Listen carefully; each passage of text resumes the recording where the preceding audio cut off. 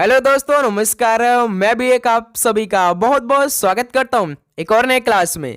तो साथियों, जैसा कि दिल्ली पुलिस कांस्टेबल एग्जाम आज 22 दिसंबर के पहले शिफ्ट का पेपर समाप्त हो चुका है।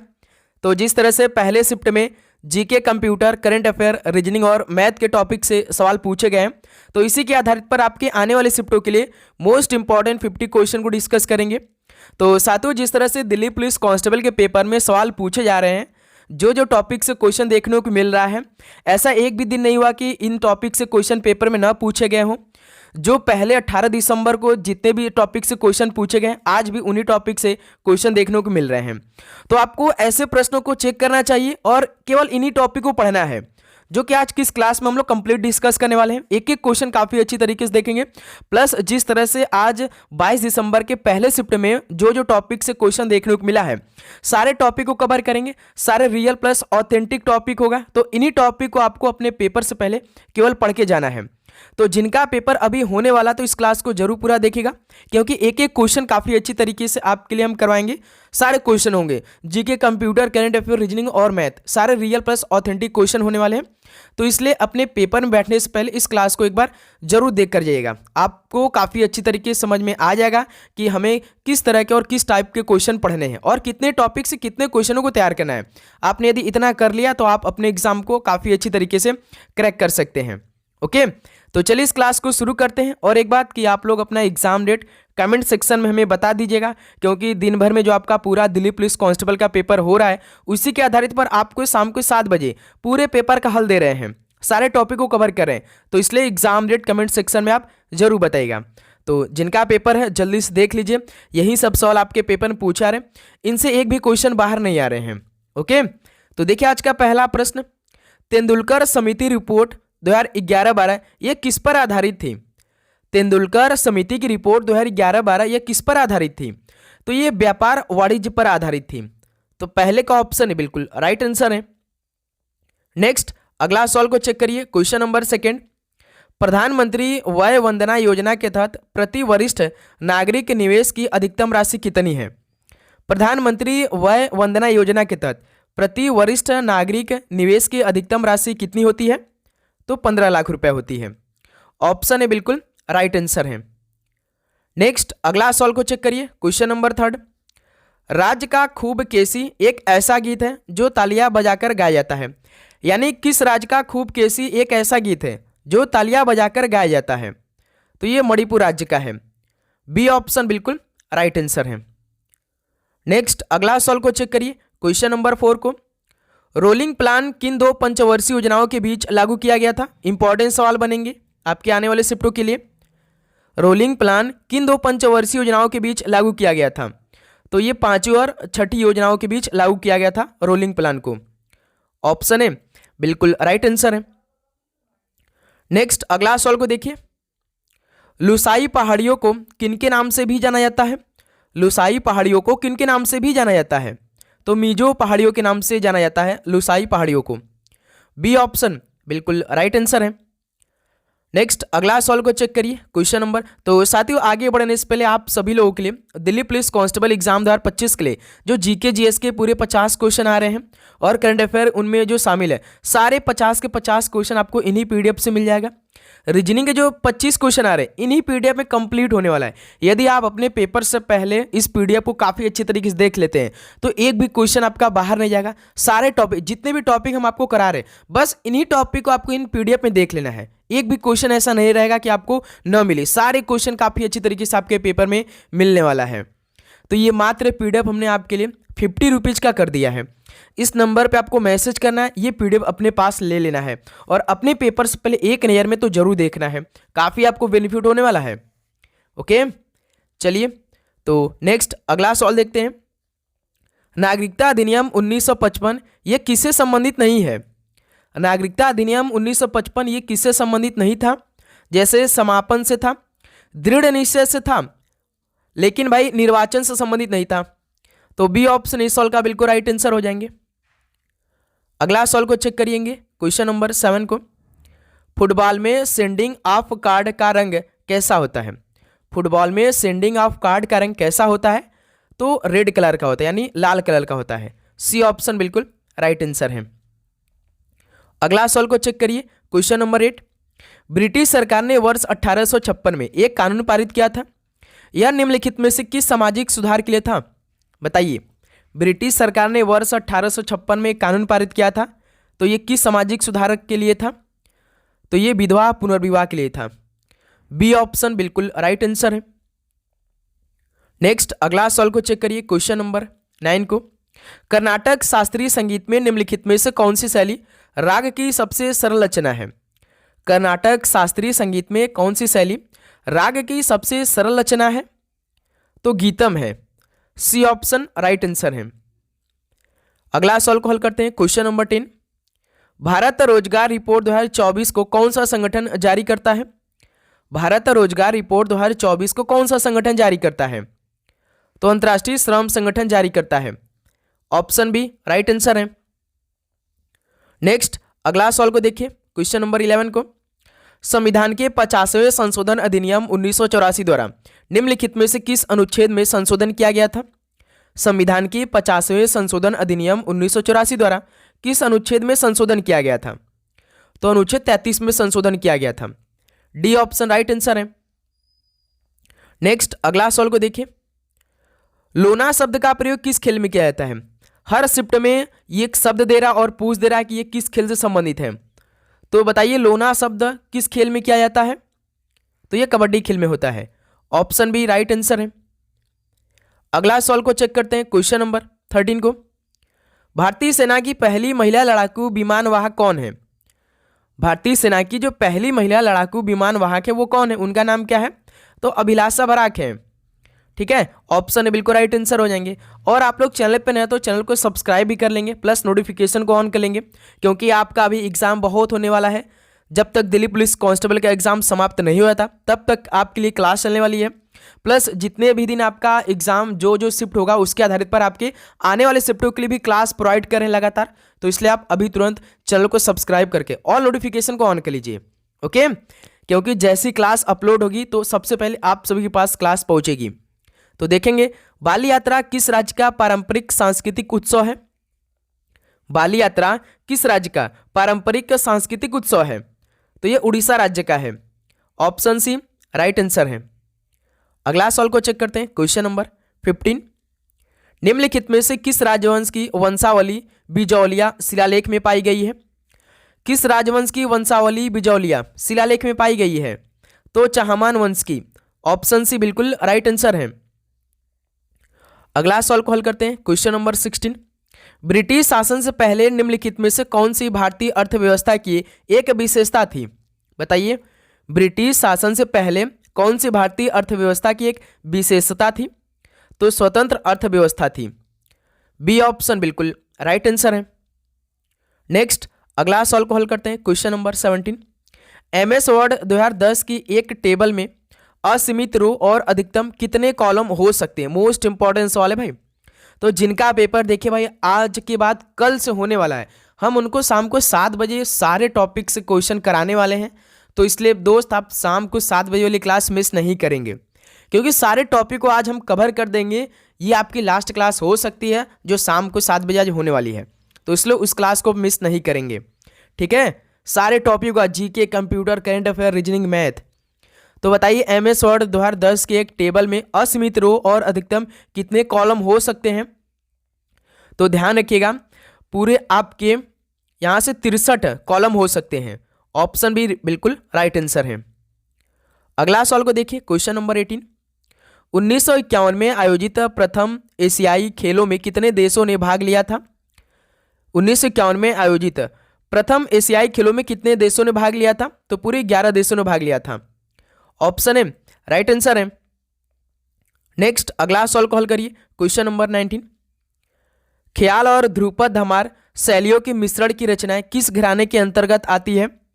ख्याल और ध्रुपद धमार शैलियों के मिश्रण की रचनाएं ये किस घराने के अंतर्गत आती है? तो ये आगरा घराने के अंतर्गत आती है। ऑप्शन सी बिल्कुल राइट आंसर है। अगला सवाल को देखिए, क्वेश्चन नंबर 20। भारत की जनगणना 2011 के अनुसार केंद्र शासित प्रदेश पुडुचेरी में कितना लिंगानुपात दर्ज किया गया था? बताएंगे कि भारत की जनगणना 2011 के अनुसार जो पुडुचेरी राज्य है इसमें कितना लिंगानुपात दर्ज किया गया था? तो 1037 महिलाएं, केवल 1000 पुरुष थे। ध्यान रखिएगा, डी ऑप्शन बिल्कुल राइट आंसर है। अगला सवाल को देखिए, क्वेश्चन नंबर 21 को, निम्नलिखित में से कौन सा कीबोर्ड शॉर्टकट में सेव एज विकल्प खोलता है? बताइए, कौन सा कीबोर्ड शॉर्टकट में सेव एज विकल्प खोलता है? तो F12 में, ऑप्शन बी बिल्कुल राइट आंसर है। नेक्स्ट अगला सवाल को देखिए, क्वेश्चन नंबर 22, निम्नलिखित में से कौन ईमेल कंपोजिंग से संबंधित नहीं है? बताइए, इनमें से कौन ईमेल कंपोजिंग से संबोधित नहीं है? तो वस्तु नहीं है, ध्यान रखिएगा, ऑप्शन ए बिल्कुल परफेक्ट आंसर है। नेक्स्ट अगला सवाल को चेक करते हैं, क्वेश्चन नंबर 23, 73वें संवैधानिक संशोधन अधिनियम के द्वारा भारतीय संविधान में कौन सी अनुसूची जोड़ी गई थी? 73वें संवैधानिक संशोधन अधिनियम के द्वारा भारतीय संविधान में 11वीं अनुसूची जोड़ी गई थी। सी ऑप्शन राइट आंसर है। अगला सवाल को देखिए, क्वेश्चन नंबर 24, टोक्यो पैरालंपिक 2020 में भाग लेने वाले भारतीय एथलीटों की संख्या कितनी थी? बताएंगे कि टोक्यो पैरालंपिक 2020 में भाग लेने वाले भारतीय एथलीटों की संख्या कितनी थी? तो पूरे 54 खिलाड़ी थे, ऑप्शन बी राइट आंसर है। नेक्स्ट अगला सवाल को देखिए, क्वेश्चन नंबर 25, विश्व स्वास्थ्य शिखर सम्मेलन 2024 कहाँ आयोजित किया गया था? विश्व स्वास्थ्य शिखर सम्मेलन 2024 ये आयोजित किया गया था बर्लिन, जर्मनी में। सी ऑप्शन राइट आंसर है। अगला सवाल को चेक करते हैं, क्वेश्चन नंबर 26, संविधान के किस अनुच्छेद में यह उल्लेख किया गया है कि संसद में राष्ट्रपति और 2 सदन होते हैं जिन्हें काउंसिल ऑफ स्टेट यानी राज्यसभा और हाउस ऑफ पीपल यानी लोकसभा के रूप में जाना जाता है? तो बताइए, यह किस अनुच्छेद में उल्लेख हुआ है कि संसद में राष्ट्रपति और 2 सदन होते हैं, राज्यसभा और लोकसभा? तो ध्यान रखिएगा, यह अनुच्छेद 79 में हुआ है, ऑप्शन सी बिल्कुल राइट आंसर है। अगला सवाल को हल करते हैं, क्वेश्चन नंबर 27, किस पाल शासक ने अस्थायी रूप से कन्नौज पर कब्जा कर लिया था? किस पाल शासक ने अस्थायी रूप से कन्नौज पर कब्जा कर लिया था? तो धर्मपाल ने किया था। सी ऑप्शन राइट आंसर है। अगला सवाल को हल करते हैं, क्वेश्चन नंबर 28, स्वदेशी खेल कलारी पयट्टू की उत्पत्ति कहाँ से हुई है, यानी किस राज्य से हुई है? जो स्वदेशी खेल है कलारी पयट्टू, तो इसकी उत्पत्ति केरल राज्य से हुई है, ऑप्शन बी राइट आंसर है। चलिए क्वेश्चन नंबर 29 को देखते हैं, छत्तीसगढ़ का निम्नलिखित में से कौन सा लोक संगीत महाकाव्य महाभारत पर आधारित है? बताइए, छत्तीसगढ़ का कौन सा लोक संगीत महाकाव्य महाभारत पर आधारित है? तो पंडवानी है। सी ऑप्शन बिल्कुल राइट आंसर है। अगला सवाल को हल करते हैं, क्वेश्चन नंबर 30, 1773 में इंग्लैंड के राजा द्वारा किस अधिनियम की घोषणा ने कलकत्ता में सर्वोच्च न्यायालय की स्थापना का मार्ग प्रशस्त किया था? तो साथियों, 1773 में इंग्लैंड के राजा द्वारा किस अधिनियम की घोषणा ने कलकत्ता में सर्वोच्च न्यायालय की स्थापना का मार्ग प्रशस्त किया था? तो विनियमन अधिनियम ने। इससे क्या हुआ था कि जो कलकत्ता में सर्वोच्च न्यायालय की स्थापना का बिल्कुल रास्ता खुल गया था। डी ऑप्शन बिल्कुल राइट आंसर है। अगला सवाल को देखिए, क्वेश्चन नंबर 31, भारतीय संविधान का कौन सा अनुच्छेद स्मारकों अथवा कलात्मक या ऐतिहासिक महत्व के स्थान की रक्षा करता है? भारतीय संविधान का कौन सा अनुच्छेद स्मारकों अथवा कलात्मक या ऐतिहासिक महत्व के स्थान की रक्षा करता है? तो अनुच्छेद 49 करता है, ऑप्शन बी राइट आंसर है। नेक्स्ट अगला सवाल को चेक करिए, क्वेश्चन नंबर 32, किस राज्य की सरकार ने तानसेन सम्मान शुरू किया था? तो बताएंगे कि किस राज्य की सरकार ने तानसेन सम्मान शुरू किया था? तो मध्य प्रदेश सरकार ने शुरू किया था तानसेन सम्मान। डी ऑप्शन राइट आंसर है। अगला सवाल को देखिए, क्वेश्चन नंबर 33, जनगणना 2011 के अनुसार दशक के दौरान जनसंख्या वृद्धि दर कितने प्रतिशत की रही थी? जनगणना 2011 के अनुसार दशक के दौरान जो जनसंख्या वृद्धि दर रही थी वो 17.64% रही थी, ऑप्शन ए राइट आंसर है। नेक्स्ट अगला सवाल को देखिए, क्वेश्चन नंबर 34, बनाना किक शब्द किस खेल से संबंधित है? बनाना किक ये शब्द किस खेल में आता है? तो ये फुटबॉल खेल में आता है, ऑप्शन ए बिल्कुल राइट आंसर है। चलिए दोस्त अगला सवाल को चेक करिए, तो क्वेश्चन नंबर 35, नर्मदा नदी के दक्षिण में अवस्थित दक्कन पठार किस तरह का भूभाग है? नर्मदा नदी के दक्षिण में अवस्थित दक्कन जो पठार है ये किस तरह का भूभाग यानी किस आकार का है? तो ये त्रिभुजाकार है, ऑप्शन ए बिल्कुल राइट आंसर है। अगला सवाल को देखिए, क्वेश्चन नंबर 36।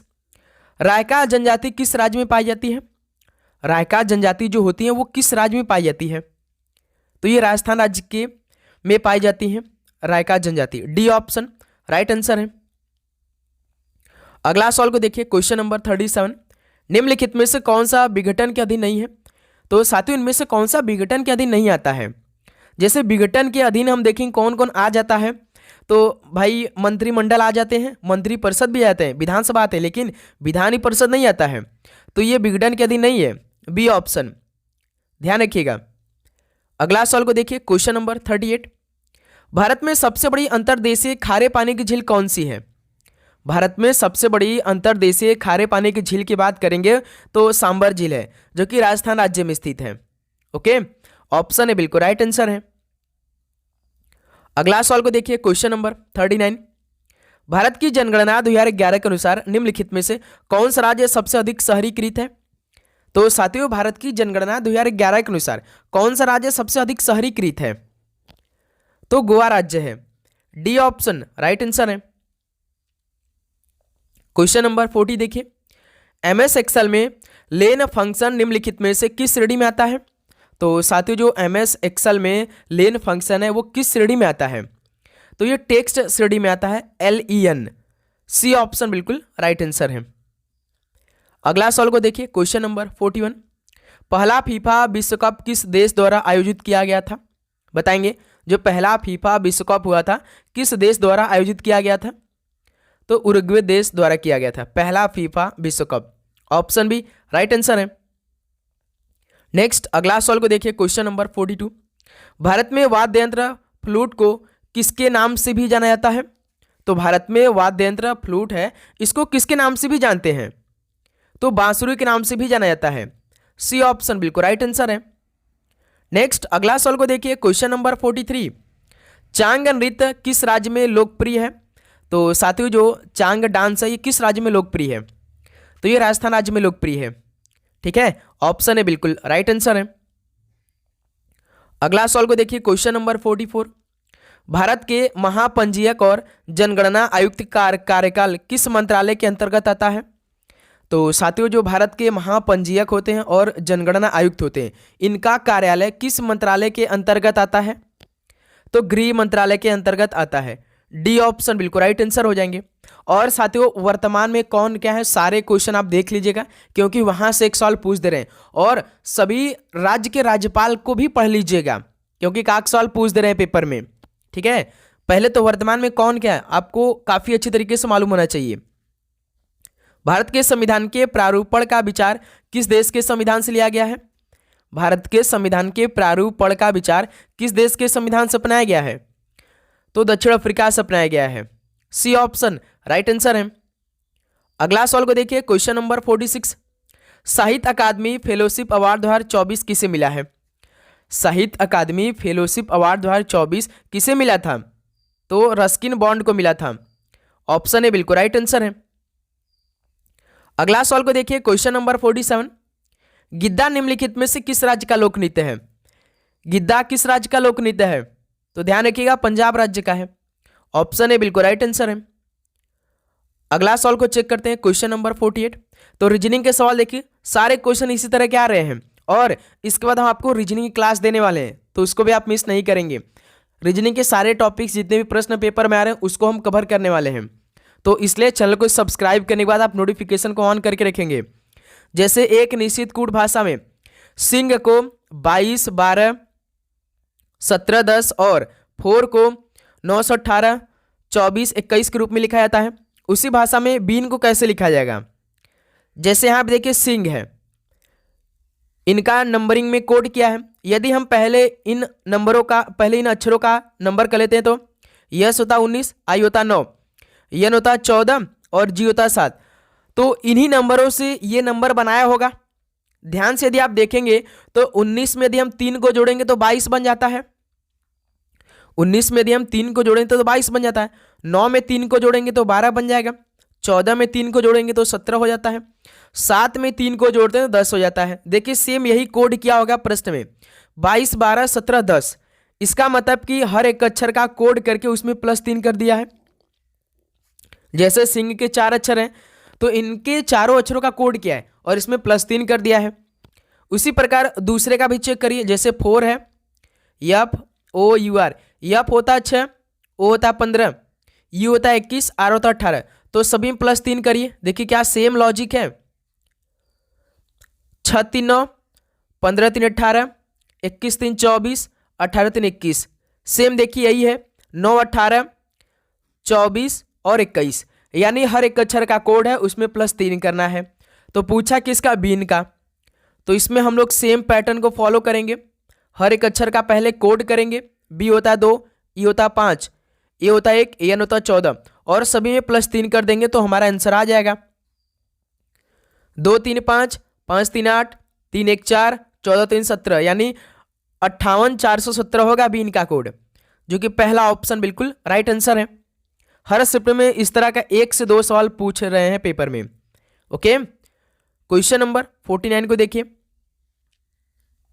निम्नलिखित समीकरण में प्रश्न चिन्ह के स्थान पर क्या आएगा यदि प्लस और माइनस को आपस में बदल दिया जाए, गुणा और भाग को भी आपस में बदल दिया जाए, तो इस समीकरण का मान क्या होगा। यहाँ पे एक समीकरण आपको देख रखा है, लेकिन सवाल में बोला है कि प्लस माइनस को आपको बदलना है, गुणा भाग को भी बदलना है, यानी जहाँ पे प्लस होगा वहाँ पे माइनस रखना है, जहाँ पे माइनस होगा वहाँ पे प्लस। उसी प्रकार जहाँ पे गुणा वहाँ पे भाग, जहाँ पे भाग वहाँ पे गुणा। तो चलिए पहले इस समीकरण को हम बना लेते हैं प्रश्न के हिसाब से। 11 भाग है तो भाग की जगह गुणा रख देंगे। 12 के बाद देखिए माइनस है तो माइनस की जगह प्लस रख देंगे। 78 के बाद देखिए गुणा है तो भाग में बदल दीजिए। 6 उसका प्लस है तो माइनस में। ये हमारा समीकरण तैयार है। तो इसमें हम बॉर्डमर स्कीम लगा सकते हैं। तो ध्यान देखिए 11 गुणे 12 कितना होगा, 12 10 में 120, 12 कम 12 यानी 132 हो जाएगा। 11 गुणे 12 प्लस 6 का भाग 78 में देंगे तो 6 कम 6 36 घट यानी 13 बार में -54। 132 और 13 कितना होता है 145, और इसमें से आपको -54 करना है तो माइनस करिए। 5 में से 4 घटा 1, लास्ट में इकाई अंक 1 आ रहा है यानी 91, देखिए आपका राइट आंसर हो जाएगा। किसी ऑप्शन में इकाई अंक 1 नहीं है, केवल पहले ऑप्शन में, इसका मतलब कि हमारा पहला ऑप्शन बिल्कुल राइट आंसर है। 5 में से 4 को घटाएंगे तो 1 बनेगा। ओके, चलिए लास्ट क्वेश्चन देखते हैं आज की इस क्लास का। क्या पूछा था, एक व्यापारी अपने सामान पर 40% की छूट देता है, इसके अलावा वह उस सामान पर 20% के अतिरिक्त छूट देता है, तो इन दो क्रमिक छूटों के समतुल्य एकल छूट ज्ञात करिए। जब आपके पेपर में 2% दिखे तो आप रेशियो मेथड अप्लाई करिए। जैसे कोई सामान 100 रुपये का है, आपको 40% की छूट मिले यानी वो सामान 60 रुपये की हो जाएगी। दूसरा देखिए 20% की अतिरिक्त छूट मिल रहा है, यानी कोई सामान 100 रुपये का है, 20% की छूट यानी 80 रुपये की हो जाएगी। तो इसे आप क्रॉस काट लीजिए, जैसे 20 पंजे 100, 20 चौका 80, 20 पंजे 100, 20 23 60। अब सीधे सीधे मल्टीप्लाई कर दीजिए। सबसे पहले देखिए जैसे कोई सामान 100 रुपये का था, 40% की छूट मिले यानी वो 60 रुपये की हो जाएगी। फिर कोई सामान 100 रुपये के, वो 20% की छूट मिले यानी 80 रुपये की हो जाएगी। तो इसे आपको क्रॉस मल्टीप्लाई कर लेना है। जैसे 20 पंजे 100, 20 23 60, 20 पंजे 100, 20 चौका 80। अब सीधे सीधे आपको मल्टीप्लाई कर लेना है। जैसे 50 25 इधर हो जाएगा, 4 23 12। कोई सामान 25 रुपये का था, 12 रुपये का मिल रहा है, यानी यहाँ पे हमें कितने का लॉस देखने को मिल रहा है भाई, 13 रुपये का। किससे हो रहा है, इस 25 हो रहा है, मल्टीप्लाई 100 कर दीजिए तो परसेंटेज आपका निकल आएगा। 25 से कम 25, 25 चौका 100 यानी 13 चौका 52।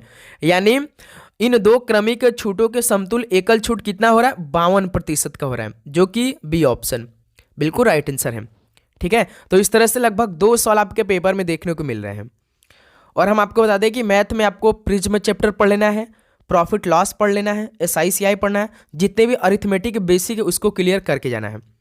आपका सारा क्वेश्चन काफ़ी आसान हो जाएगा। ठीक है, तो इस तरह दोस्त आज 22 दिसंबर के इतने टॉपिक से क्वेश्चन देखने को मिला था जो कि रियल प्लस ऑथेंटिक थे। इनसे एक भी क्वेश्चन बाहर नहीं आए थे। तो यहाँ से जिनका एग्जाम आने वाले शिफ्टों में वो जरूर बताएंगे क्या सेम ऐसा ही क्वेश्चन था, क्योंकि आपके हिसाब से जितने भी स्टूडेंट क्वेश्चन बताएं सारे रियल क्वेश्चन हमने कराने का प्रयास किया है। प्लस इन्हीं टॉपिक्स हम भी देख रहे हैं, सारे बच्चे रिव्यू जो दे रहे हैं इन्हीं टॉपिक्स क्वेश्चन देखने को मिल रहा है। ओके, तो साथियों आप लोग अपना एग्जाम डेट कमेंट सेक्शन में जरूर बताइएगा। इसी तरह आपके आने वाले जितने भी शिफ्ट होंगे उसके आधारित पर आपके लिए क्लास देंगे। तो चलिए इस क्लास को यहीं पे समाप्त करते हैं और चैनल को सब्सक्राइब भी करिएगा आप लोग। आप सभी को एग्जाम के लिए बेस्ट, आप लोग पढ़ाई करते रहिए। ऑल द वेरी बेस्ट, धन्यवाद।